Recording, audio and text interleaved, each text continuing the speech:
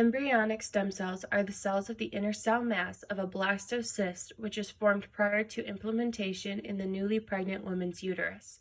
What begins as 50 to 150 stem cells leads to creating every type of tissue in the human body. The sheer miracle of their variability and ability to generate new cells holds considerable promise for almost infinite possible therapeutic applications. Stem cells are only present in the embryo for a very brief time during normal development before transforming into a multipotent stem cells, which eventually give rise to specialized tissues. Parkinson's disease, which targets mostly elderly patients, has crippling progressive effects on the person and the loved one caring for them. Dopamine neurons are severely lost in Parkinson's cases, which is its defining feature. It has been successful to implant human fetal stem cell ventral mesenteric tissues into the striatum, which is part of the basal ganglia found deep into the center of the brain of the PD patients. Alternatively, neurons produced from mouse embryonic stem cells, mesenchymal stem cells, or neural stem cells might be useful. By using a retroviral vector encoding VMYC, we were able to produce immortalized cell lines of human NSC from fetal human brain cell culture. NSC transplantation in the brain works to reduce anatomical or functional defects brought on the traumatic brain injuries or disease. Children with malignant cancerous brain tumors, metablastoma, have a significant need for medicines that have low toxicity and are efficacious. In glioma, also a type of malignant brain tumor, and metablastoma, NSCs have been produced as a tumor-targeting delivery mechanism for gene therapy. The cytosine deaminase enzyme, gene-carrying human NSC line HB1.F3, was implanted intracranially at locations far from the tumor. Donor NSCs move through healthy tissue and target the glioblastoma tumor mass with a preference. Interferon gamma, expressing immortalized human NSCs, showed a strong gravitation towards metallistic neuroblastoma in the liver and kidney, which works to shrink cancer in these areas. The therapeutic transgene CD, which is expressed by immature NSC lines and secreted at the tumor site to have an anti-tumor effect, is present. Neurological deficits are severe and permanent after traumatic sciatic nerve injury. There is no one therapeutic approach that can significantly improve functional outcomes. Recent developments in stem cell biology have made it possible to develop therapeutic methods to replenish missing brain cells. There are many challenges to be resolved before stem cell therapy can be used. A cascade of signaling pathways, including intrinsic and extrinsic cell death pathways, are involved in the highly regulated form of cell death known as apoptosis. Cell survival is increased by overexpressing B-cell lymphoma extra large against a number of therapies such as viral infection, UV rays, and heat shock in substances that encourage the production of free radicals. Although the most intrusive stem cell therapy, injection therapy, is appropriate for people who have an upcoming surgical surgery, the injection procedure is straightforward and can often be carried out with direct visibility of the possible target zones for evaluation. Not all locations, however, are easily accessible using this method. The NOGA system, CORDIS, which provides electro-anatomical mapping data for which there is established reliability, is the main component of this technique. The system's mapping capabilities are built into an injection catheter.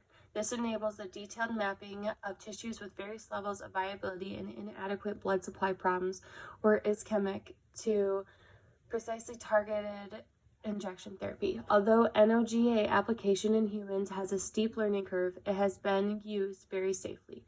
To track the stem cell concentrations in cardiac and vascular tissue and ascertain fully their contributions to tissue function and angiogenesis, non-invasive imaging techniques such as MRI, echocardiography, or computed tomography will eventually need to be developed. This is the most straightforward way to administer cells. For the stem cells to reach the myocardium, homing of the stem cells to the targeted area is very important.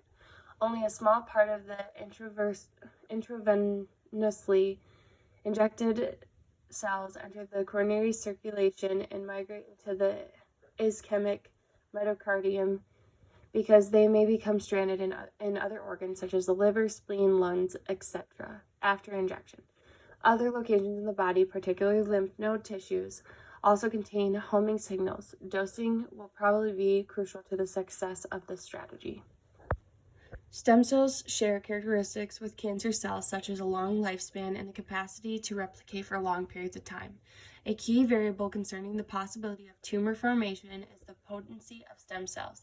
When these cells become tumorigenic, autologous SSC may be involved in the etiology of cancer. It is preferable to divide ESC and iPSC into particular cell types in the vitro, as they will lessen their potency and possibly lower their risk of developing tumors.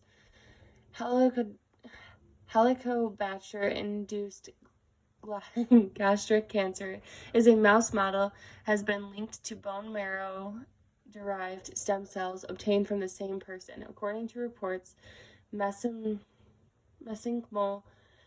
stem cells can also give rise to astrogenic sarcoma.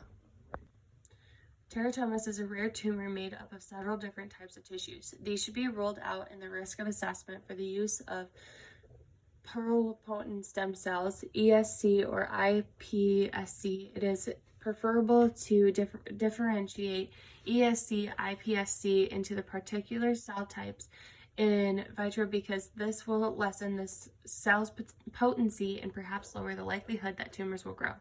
For decades, SSC cells have been widely employed in medical settings to restore embryological function. In a mouse model, autologous bone marrow derived stem cells were found to be the primary cause of Helicobacter-induced stomach cancer. Additionally, mesenchymal stem cells have been reported to be the source of astrogenic sarcoma. Unavoidable virus elimination, inactivation, and terminal sterilization are not included in the production of cell-based pharmaceutical products. Reactions that are potentially lethal can result from the donation of bacterial, viral, fungal, and prion pathogens. The majority of stem cell lines in use today have not been isolated in the absence of feeder cells and fetal bovine serum, FBS. It is not usually simple to regenerate ESC line in a safe environment for culture. The safety of medicines based on stem cells will rise with testing for accidental agents. It has been inspirationally interesting learning about the awesome implications of stem cell treatments for otherwise untreatable traumatic injuries and devastating diseases. I have definitely come away from my work on this paper endorsing vigorous continued research in this area, as it is tackling numerous neurological maladies. I have come to understand more clearly the connection between embryonic stem cells' ability to generate the variety of cells necessary to build our human body, with staggering numbers of miraculous applications of regenerating healthy cells to whatever tissues are inflicted with crippling diseases, even with cases of malignant cancers.